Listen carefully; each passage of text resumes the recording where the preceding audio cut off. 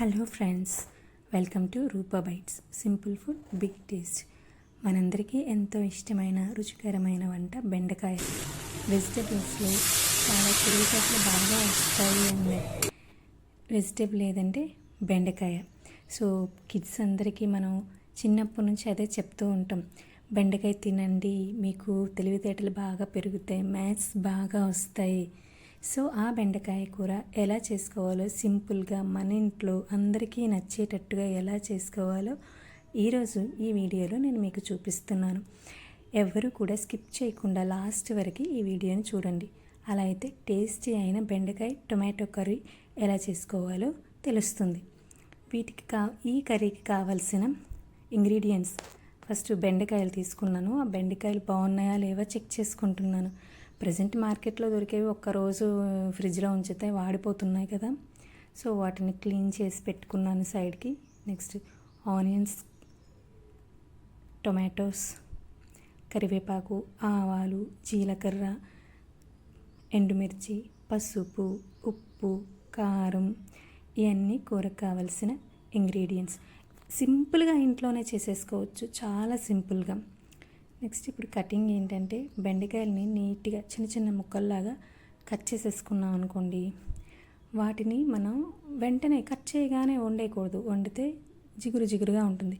వాటిని కాస్త ఫ్యాన్ కింద అయినా పెట్టుకోవాలి, లేదంటే ఎండ ఉంటే ఎండలో ఒక 5 minutes పెట్టుకుంటే కొంచెం పొడి పొడిగా ఉంటాయి కదా, అప్పుడు కర్రీ చేసుకుంటే జిగురు జిగురుగా ఉన్న ఫీలింగ్ పోతుంది. నెక్స్ట్ ఆనియన్స్ పీల్ తీసేసుకొని కట్ చేసేసుకొని పక్కన పెట్టుకున్నా. నెక్స్ట్ టొమాటోస్ కూడా. సో బెండకాయ టొమాటో కర్రీ కాబట్టి టొమాటోస్ కూడా 2 తీసుకున్నాం, కట్ చేసుకొని పక్కన పెట్టుకున్నాం.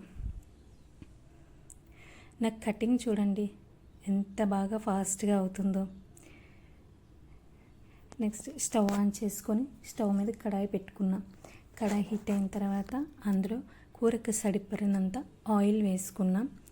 ఆయిల్ కొంచెం హీట్ అయ్యాక ఆవాలు, జీలకర్ర, మన కూరకు సరిపోయిన దినుసులన్నీ ఉంటాయి కదా, అవి వేసేసుకోవడమే.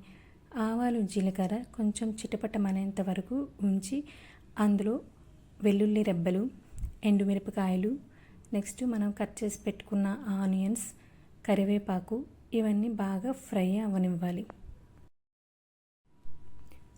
వెల్లుల్లి రెబ్బలు వేసుకొని ఆ వెల్లుల్లిపై కొంచెం బాగా ఫ్రై అయిన తర్వాత ఎండుమిర్చి, గ్రీన్ చిల్లీ కూడా వేసుకోవచ్చు, ఎండుమిర్చి కూడా వేసుకోవచ్చు, ఏదైనా పర్వాలేదు. నెక్స్ట్ కట్ చేసుకున్న చిన్న చిన్న పీసెస్గా చేసుకున్న ఆనియన్స్ కూడా వేసుకొని బాగా ఫ్రై చేసుకోవాలి.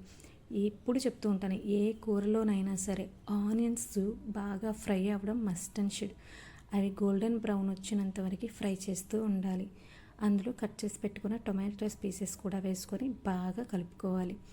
అందులో పసుపు, సాల్ట్ కూరకి సరిపోయినంత వేసేసుకొని అది మిక్సీకి కలుపుకొని కొంచెం సేపు 5 minutes లిడ్ పెట్టుకొని క్లోజ్ చేసుకొని ఉంచుకోవాలి. అప్పుడు టమాటాస్ సాల్ట్, పసుపు వేసేసరికి మెత్తగా మగ్గిపోతాయి అన్నమాట. ఆ మగ్గిపోయిన తర్వాత మనం ఏ కూర చేసినా సరే, ఏ కూర చేస్తున్నామో ఆ పీసెస్ వేసుకోవాలి. ముందు టమాటాస్ బాగా మెత్తగా ఆయిల్లో మగ్గనివ్వాలి. అలా అయితే కూర జ్యూసీగా టేస్టీగా వస్తుంది. చూసారా, ఇప్పుడు బాగా మగ్గిపోయింది. ఇప్పుడు మగ్గిపోయిన ఈ టమాటాస్లో కట్ చేసుకొని పెట్టుకున్న బెండకాయ ముక్కలను కూడా వేసుకోవాలి.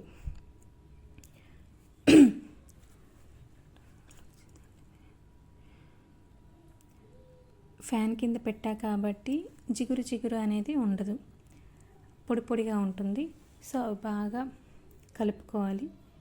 అందులో ఇప్పుడు పీసెస్ వేసాం కాబట్టి ఇందులో కారం, జీలకర్ర పొడి వేసుకొని అందులో కూరకు సరిపోయినంత ఆ ముక్క మునిగినంత వరకు, లిటిల్ బిట్ కాదు, బెండకాయ ముక్క మునిగినంత వరకు వాటర్ వేసుకుంటే మనకి కుక్ అయ్యే టైంలో అన్ని బెండకాయలు ఈవెన్ ఒకేలాగా కుక్ అవుతూ ఉంటాయి. మీకు అర్థమవుతుంది కదా, నేను క్లియర్గా నేను తీసిన ప్రతిదీ ఎక్స్ప్లెయిన్ చేయడానికి ట్రై చేస్తున్నా. సో ఫుల్గా వాటర్ వేసేసిన తర్వాత కాసేపు కలుపుకొని ఆ మసాలాలు పడతాయి కాబట్టి 5 minutes 10 minutes లిడ్ క్లోజ్ చేసుకొని ఉడకనివ్వాలి. నెక్స్ట్ ఇప్పుడు చూడండి, కొంచెం వాటర్ అయితే ఇంకిపోయింది, ఇంకొంచెం లిటిల్ బిట్ వాటర్ ఉంది. ఇప్పుడు ఏం చేయాలంటే హై ఫ్లేమ్లో ఒకసారి, అంటే మూత తీసేసి హై ఫ్లేమ్లో పెట్టేసామంటే ఆల్రెడీ బెండకాయ ముక్క ఉడికిపోయింది. సో హై ఫ్లేమ్లో పెట్టేసి సర్వ్ చేసుకున్నామంటే రెడీ బెండకాయ కూర. Thank you for watching. ఈ వీడియో మీకు నచ్చినట్లయితే లైక్ చేయండి, షేర్ చేయండి, సబ్స్క్రైబ్ చేయండి మన ఛానల్ రూపా బైట్స్.